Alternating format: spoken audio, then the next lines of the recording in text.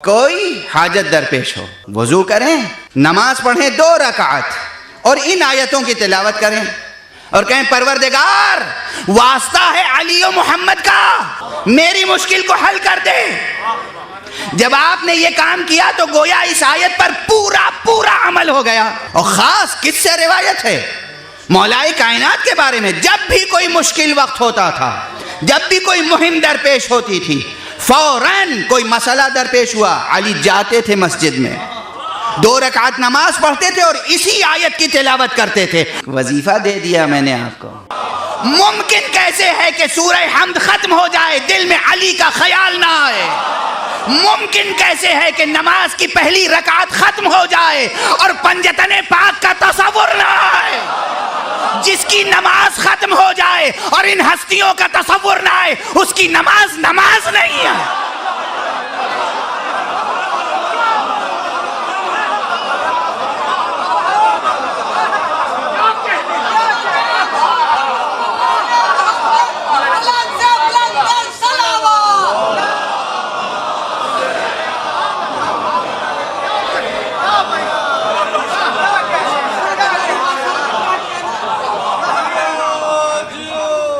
آپ غور فرمائیں،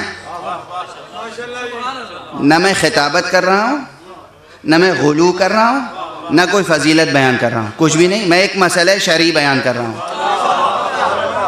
وہ مسئلہ شرعی ہے، لوگ کہتے ہیں کہ کیسے ہم نماز پڑھیں کہ دل ادھر ادھر نہ بھٹکے۔ سارے فقہا چاہے کسی مسلک کے ہوں، وہ کیا کہتے ہیں؟ جب نماز پڑھو تو جو کچھ پڑھو اس کے ترجمے کو سوچتے جاؤ۔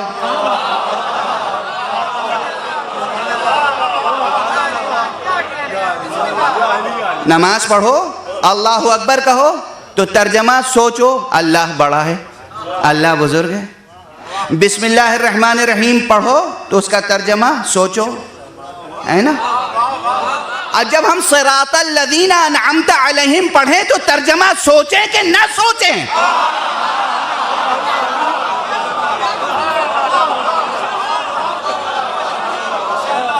معبود ان کا راستہ، یہ ان جمع کا صیغہ ہے، شرک تو نہیں ہو رہا ہے؟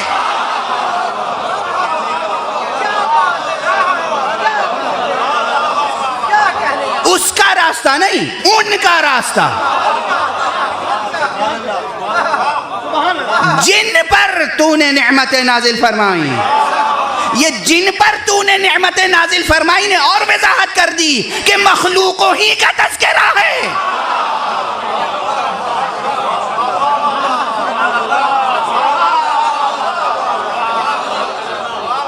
مخلوق کا تذکرہ ہے، کسی اور کا نہیں۔ ابھی ہم نماز میں قیام کی حالت میں سوچیں یا نہ سوچیں؟ نہ سوچو گے ان کے بارے میں تو دل بھٹکے گا۔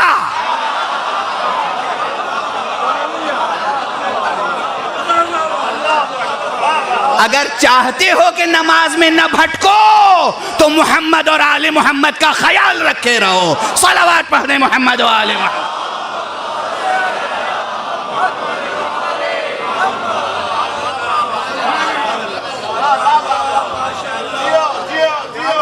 نماز ہے، یا تو یہ مسئلہ نکال دیجئے توضیح المسائل میں سے اور ہر جگہ سے کہ صاحب جب قرآن پڑھو تو ہرگز ترجمہ نہ سوچو، ورنہ خطرہ ہے کہ ادھر ترجمہ سوچا ادھر تم در آل محمد پہ پہنچ جاؤ گے۔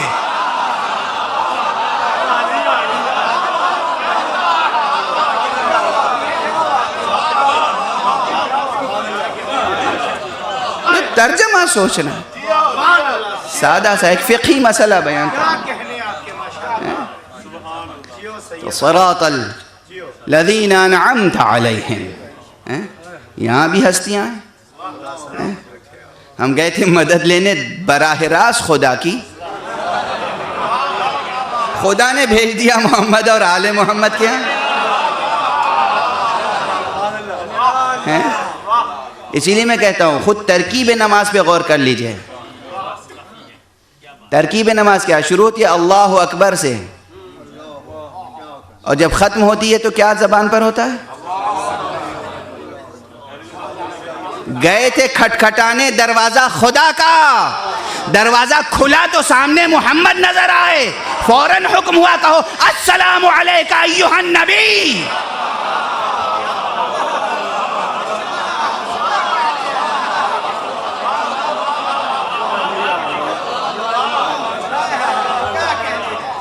سلام نماز کا جز ہے کہ نہیں؟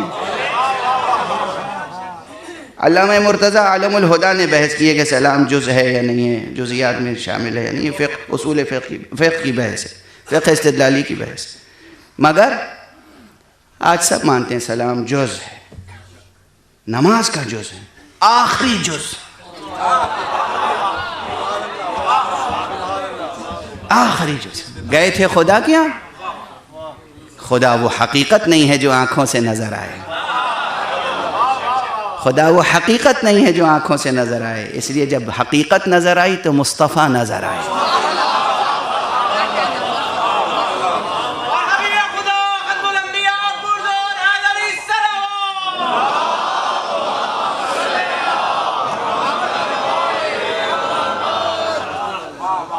بہرحال اب گفتگو کچھ اور آگے بڑھے، ایک کلمہ اور آگے بڑھ جائے گفتگو، کہ بات ہو رہی تھی کہ خداوند عالم نے فرمایا وَاسْتَعِینُوا بِالصَّبْرِ وَالصَّلَاةِ، تم مدد کرو، اپنی مدد کرو، اعانت کرو، استعانت کرو صبر سے اور صلاۃ سے۔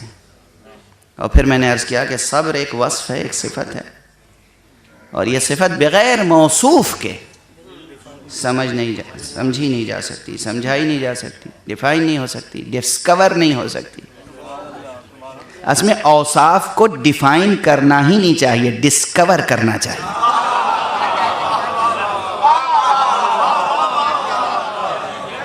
ایٹریبیوٹس ڈیفائن نہیں کیے جا سکتے، ڈسکور کیے جا سکتے۔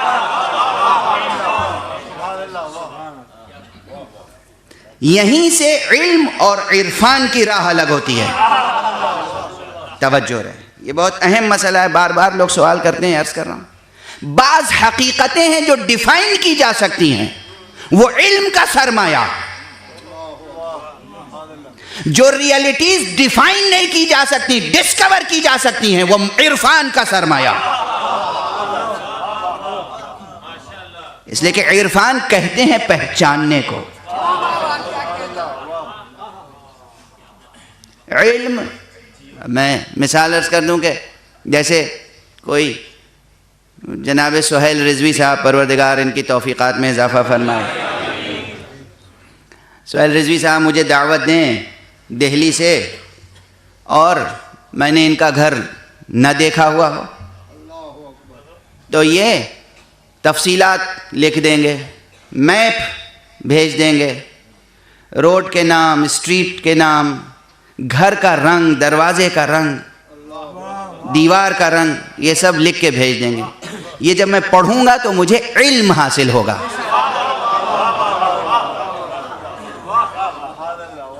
اور جب میں وہ علم لے کر یہاں تک آؤں گا، پہنچ جاؤں گا اور کہوں گا کہ ہاں یہی ہے وہ دیوار، ہاں یہی ہے وہ دروازہ، ہاں یہی ہے وہ گھر، اس کا مطلب علم نے معرفت تک پہنچا دیا، یعنی ڈسکور کر لیا، دریافت کر لیا، پہنچ گئے، پہچان لیا۔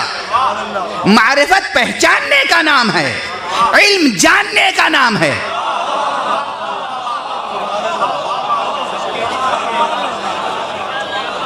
کائنات میں جتنی چیزیں ڈیفائن کی جا سکتی ہوں وہ علم کا حصہ، جو ڈسکور کرنے والی چیزیں ہیں وہ عرفان کا حصہ۔ علم اور عرفان کی یہ راہیں ہیں، اور یاد رہے کہ عرفان کا حصہ وہی ہوگا جسے پہچانا جائے۔ عرفان پہچانے جانے سے تعلق رکھتی ہے بات، صرف جاننا عرفان نہیں ہے، صرف جاننا عرفان نہیں ہے، پہچاننا عرفان ہے۔ ولایت کو جاننا عرفان نہیں ہے، ولی کو پہچاننا عرفان ہے۔ صلوات پڑھ دیں محمد و آلہ محمد۔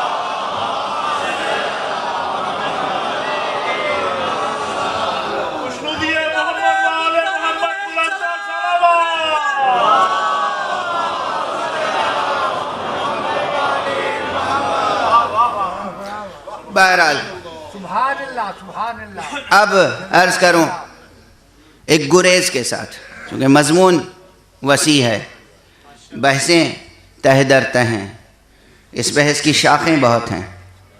تو میں عرض کر رہا تھا کہ صبر ایک کلی مفہوم ہے، ایک وصف ہے، اور اس کو پہچاننے کے لیے رب اکبر نے خود ہمارے اندر بھی، ہمارے نفس میں بھی ایک وصف رکھا ہے صبر کا. سیرت مولا پڑھیے، سیرت بچپن سے وہ معجزات جو ولادت کے فوراً بعد ظاہر ہوئے ہیں، اس میں وہ بھی ہے کہ ایک اژدہے کو گہوارے ہی میں اس کا کام تمام کر دیا. اور آپ یہ ذاکرین سے ہزاروں لاکھوں بار سن چکے ہوں گے کہ اس اژدہے کی کیا حقیقت تھی.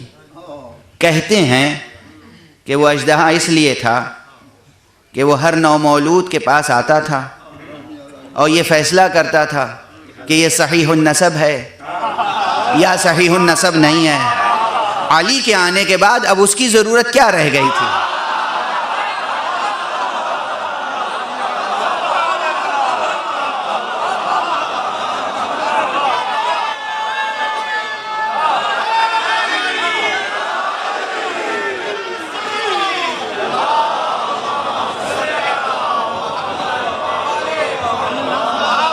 دیکھیے اب جو جملہ میں کہہ رہا ہوں، یہ میرا جملہ نہیں ہے، مجھے داد نہ دیجئے. یہ میرا جملہ نہیں ہے، مجھے داد نہ دیجئے. یہ جملہ علامہ احمد ابن حنبل کا ہے، یہ جملہ علامہ حاکم نیشاپوری کا ہے، یہ جملہ علامہ ابن حجر ہیثمی مکی صاحب صواعق محرقہ کا ہے، یہ جملہ علامہ شبلنجی کا ہے، یہ جملہ نہ جانے کتنے علماء اسلام اور محدثین کرام کا ہے. یہ جملہ جا کے پوچھئے علامہ نسائی سے، محدث نسائی سے، صاحب سنن نسائی سے، صاحب خصائص امیر المؤمنین علامہ نسائی سے، جو ائمہ حدیث میں سے ہیں، کہ رسول نے فرمایا اے علی تمہیں دوست نہیں رکھے گا مگر وہ جو صحیح النسب ہو،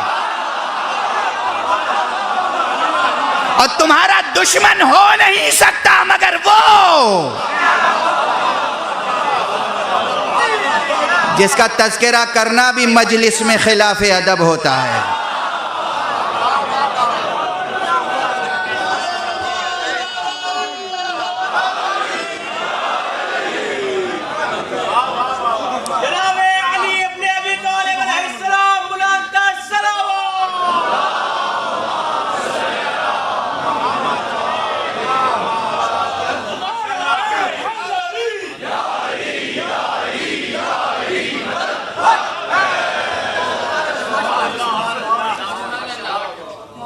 تو علی کی شجاعت تو وہیں ظاہر ہو گئی تھی، گہوارے میں ظاہر ہو گئی تھی.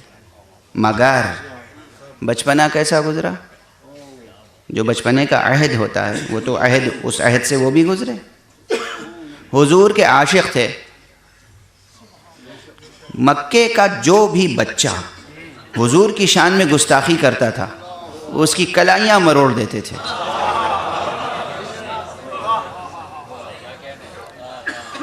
اچھا، جو بچہ سب کی کلائیاں مروڑتا ہو، خود اس بچے کے دشمن کتنے ہوں گے؟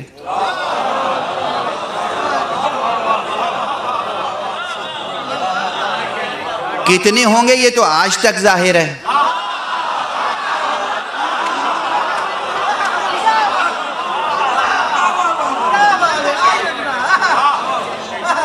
کتنے ہوں گے یہ تو آج تک ظاہر ہے. مگر میں تاریخ تک محدود رکھوں گا آپ کو. میں ایک مثال محسوس دے دوں. دیکھیے مثالوں میں وقت چلا جاتا ہے. میں روز طے کر کے آتا ہوں کہ انشاءاللہ 1 گھنٹے سے زیادہ بیان آگے نہیں بڑھے گا، مگر وہ مثالیں درمیان میں آ جاتی.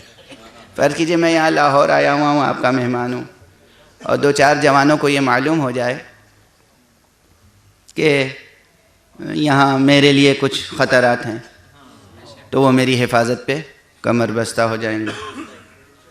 اچھا، اب ان میں سے جو واقعاً ہمارے دشمن ہیں وہ چاہیں گے کہ یہ جو حفاظت کرنے والے ہیں انہیں دھیرے سے ہٹا دیا جائے. تو جو کمزور ہوں گے وہ ہٹ بھی جائیں گے.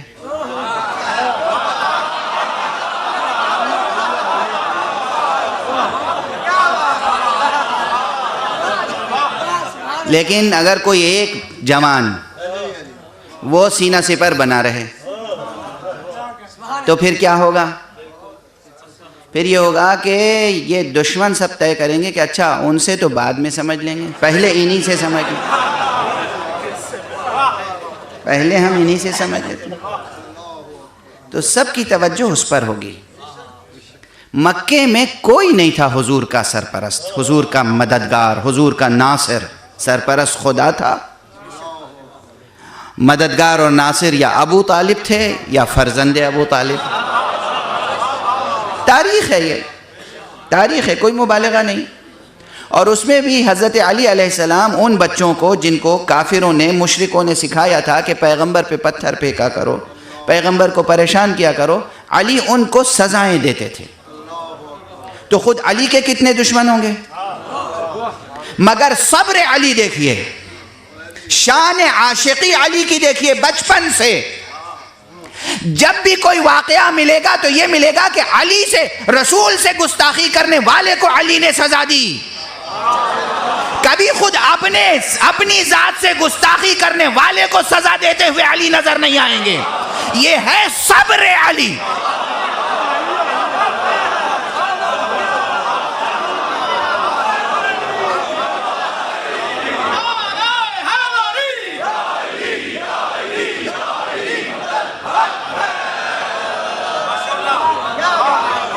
وہی قوت ہے، وہی شجاعت ہے، وہی توانائی ہے، وہی غیظ و غضب ہے.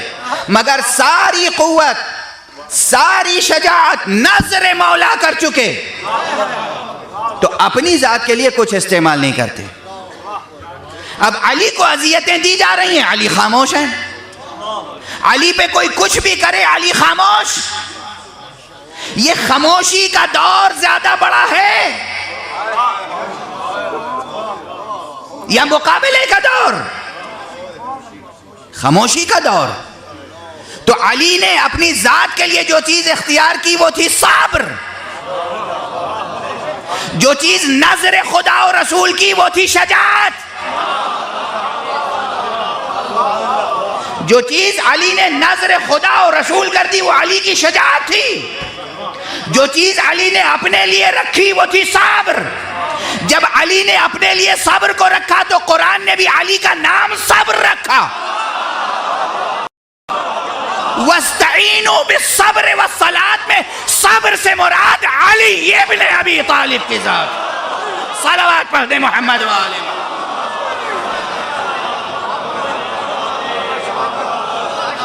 روایت ہے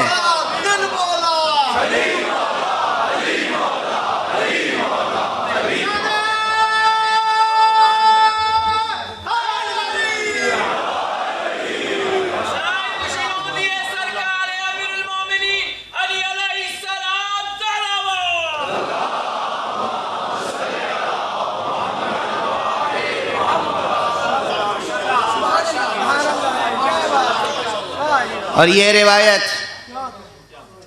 مختلف تفاسیر میں ہے کہ جو روایی تفاسیر ہیں، مگر اب تک کی لکھی جانے والی آخری سب سے عظیم تفسیر، تفسیر المیزان، فیلسوف عصر، 20ویں صدی کے سب سے بڑے فلسفی، بلکہ ملا صدرہ کے بعد عالم اسلام کے سب سے بڑے فلسفی، علامہ محمد حسین طباطبائی، آیت اللہ محمد حسین طباطبائی، آیت اللہ العظمیٰ محمد حسین طباطبائی.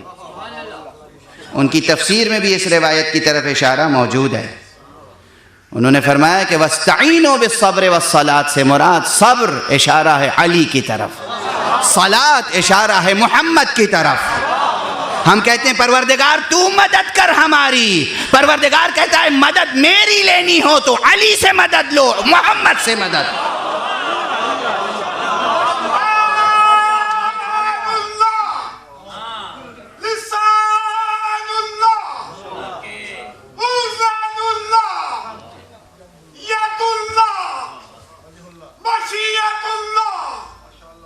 وجہ اللہ علی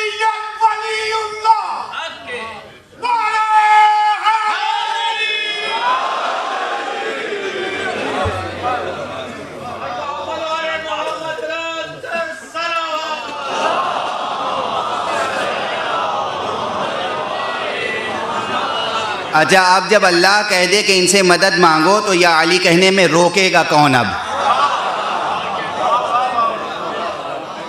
اب کون سا فقہی مسئلہ رہ گیا؟ کون سی شرعی رکاوٹ رہ گئی؟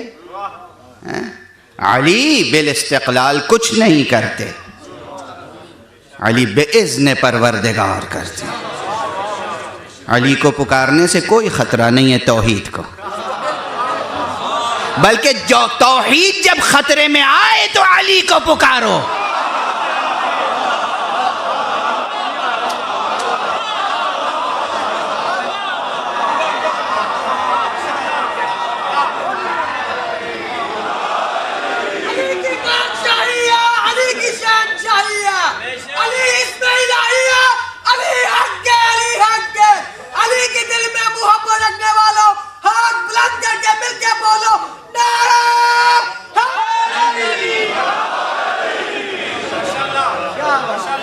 جب توحید خطرے میں ہو تو علی کو پکارو، جب نبوت خطرے میں ہو تو علی کو پکارو، جب دین خطرے میں ہو تو علی کو پکارو۔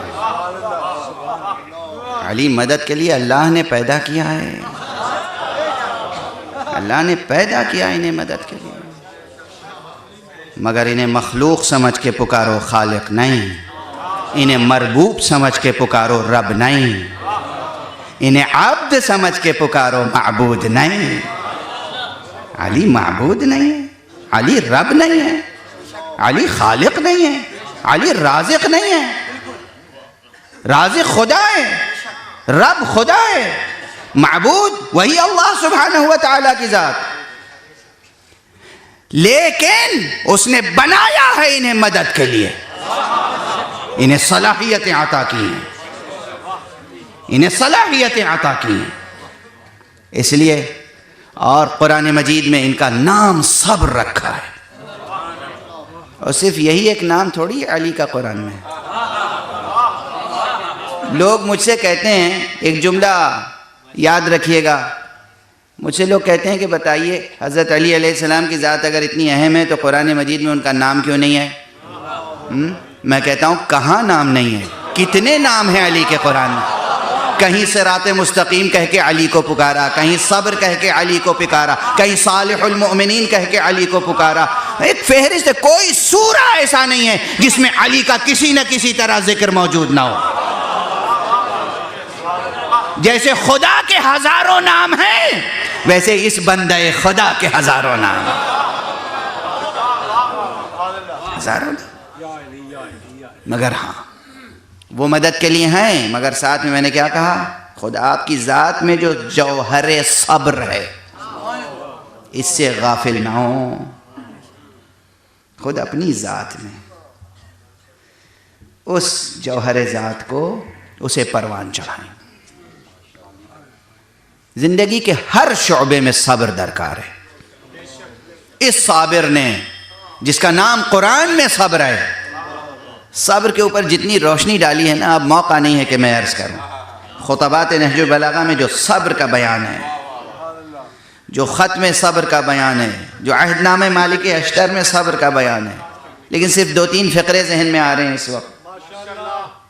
مثلا آخر میں نہج البلاغہ کے آخر میں جو فقرے ہیں اس میں فرمایا کہ الصبر صبران، صبر علی ما تکرہ وصبر عما تحب۔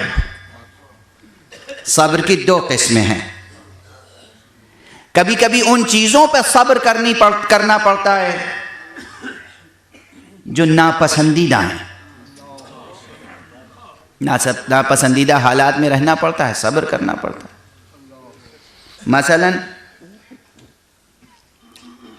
ایئرپورٹ پر آپ کھڑے ہوئے ہیں، بورڈنگ تو ہونی ہی ہے، بورڈنگ پاس مل چکا ہے، اب اس کے بعد ذرا سکون سے صبر سے کھڑے رہیے۔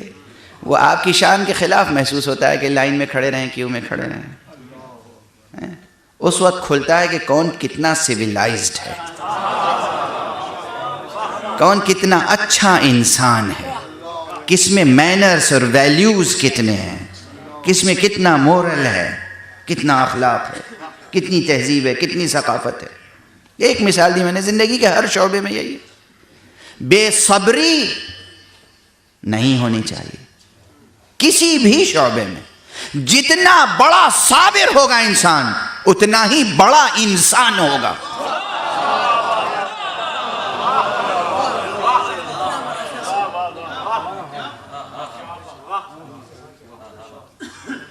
ایک مرتبہ ایک صاحب نے مجھ سے سوال کیا تھا کہ مولانا آپ حضرات، بلکہ ٹیلی ویژن پہ سوال تھا مونٹریال میں کینیڈا میں، کہ آپ حضرات فرماتے ہیں کہ قیامت تک کے لیے حضور صلی اللہ علیہ وآلہ وسلم کی ذات گرامی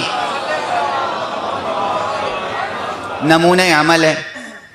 آپ دیکھیں انسان نے کتنی ترقی کی.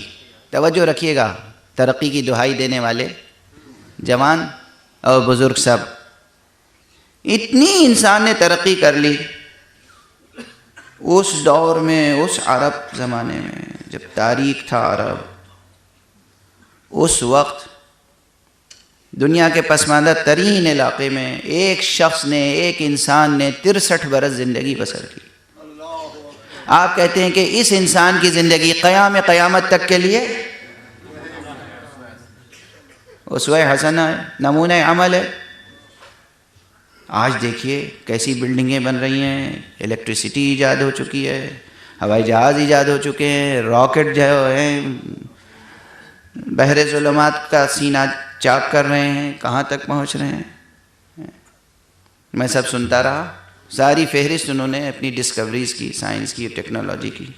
جب پیش کرنی تو میں نے کہا کہ یہ بتائیے ترقی کی 2 سمتیں ہو سکتی ہیں کم سے کم، ایک عمودی ایک افقی، کم سے کم، ورنہ جتنے زاویے بدلتے جائیں گے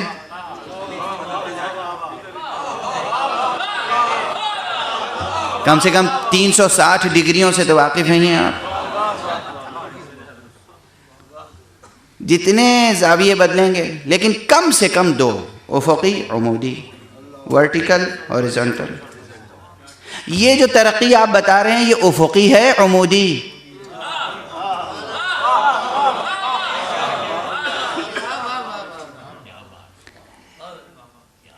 انہوں نے سوال کے جواب میں سوال کہا اپنے سوال کی تشریح کیجئے، میں سمجھا نہیں آپ کیا پوچھنا چاہتے ہیں. میں نے کہا یہ بتائیے کہ 1400 برس میں انسان نے بحیثیت انسان کتنی ترقی کی؟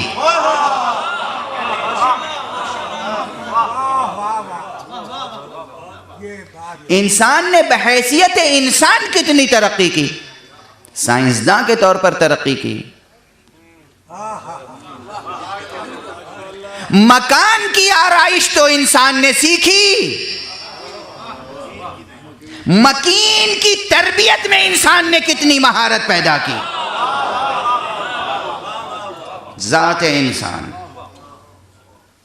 وہاں سے گفتگو کو جوڑ رہا ہوں. انسان بحیثیت انسان کتنا بلند ہے یہ اس کے اوصاف سے طے ہوتا ہے. اس کے تملک میں جو چیزیں ہیں ان سے طے نہیں ہوتا.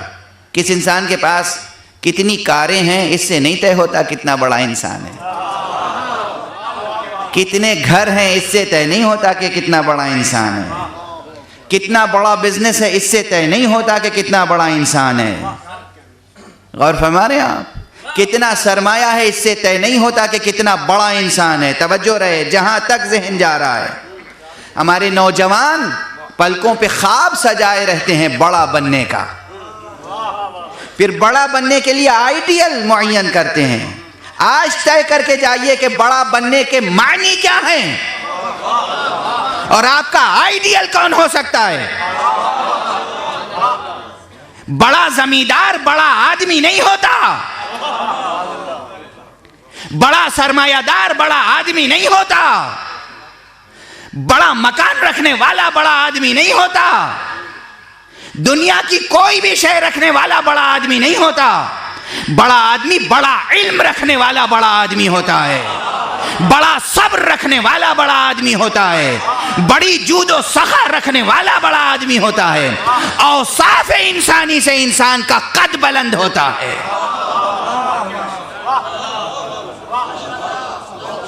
اوصاف سے قد بلند ہوتا ہے. اور جب اوصاف سے قد بلند ہوگا جب یہ معیار طے ہو گیا کہ بڑائی، انسان کی بڑائی کا معیار کیا ہے، تو طے ہو جائے گا کہ ہمارا پھر نمونہ کون ہو سکتا ہے، کون سا وصف ہے جس میں انسان محمد سے آگے نکل گیا۔ اوصاف کی بات کرو گے تو پورا عالم بشریت ابھی گرد راہ مصطفیٰ تک بھی نہیں پہنچا۔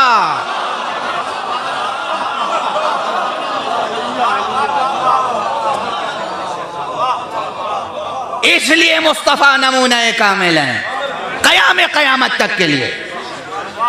انسان بحیثیت انسان بے نیاز نہیں ہو سکتا ذات مصطفیٰ سے، اور اسی لیے دوسرا حوالہ جو ہے وَاسْتَعِينُوا بِالصَّبْرِ وَالصَّلَاةِ میں صبر سے مراد علی ہیں، صلاۃ سے مراد محمد صلی اللہ علیہ وآلہ وسلم۔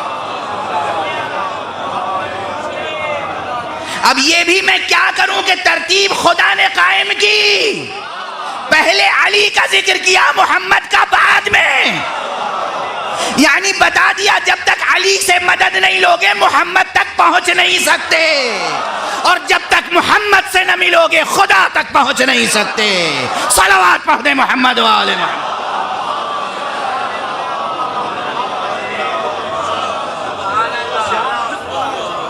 ایک اور سب مل کر بلند تر صلوات پڑھ دیں محمد۔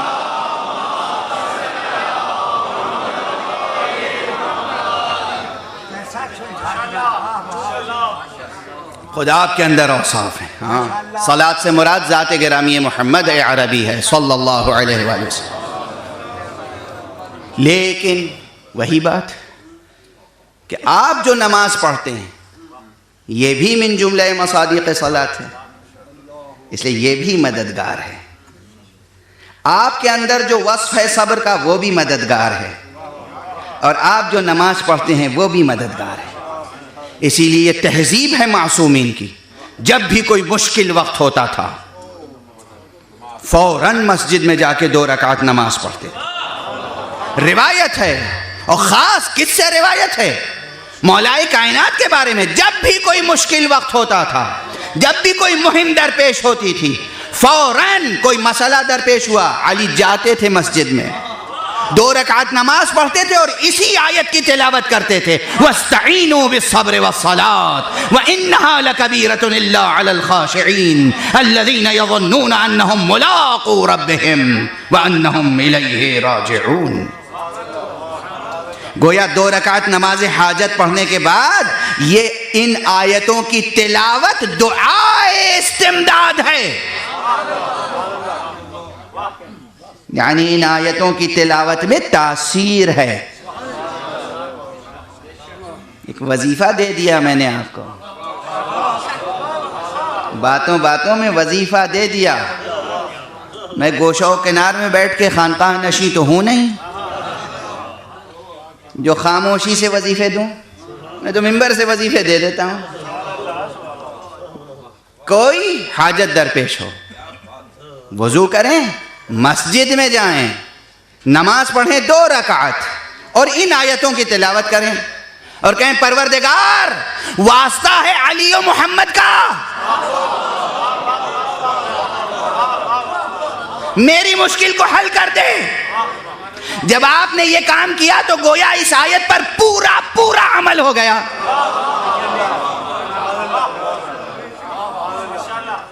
بس گفتگو ختم، گفتگو ختم، ایک جملے میں طبیعتیں منقلب ہوں گی آپ کی۔ آپ سمجھے مشکلات کے وقت نماز مدد کرتی ہے، یہی تو سبب ہے دنیا کو سمجھ میں نہیں آتی یہ بات کہ معصومین میدان جنگ میں کیوں نماز پڑھتے تھے۔ احد کا میدان ہے، محمد نماز پڑھ رہے ہیں، صفین کا میدان ہے، علی نماز پڑھ رہے ہیں، مدائن کا کارزار ہے، حسن نماز پڑھ رہے ہیں، کربلا کا قیامت خیز حاشر کا میدان ہے، حسین نماز پڑھ رہے ہیں۔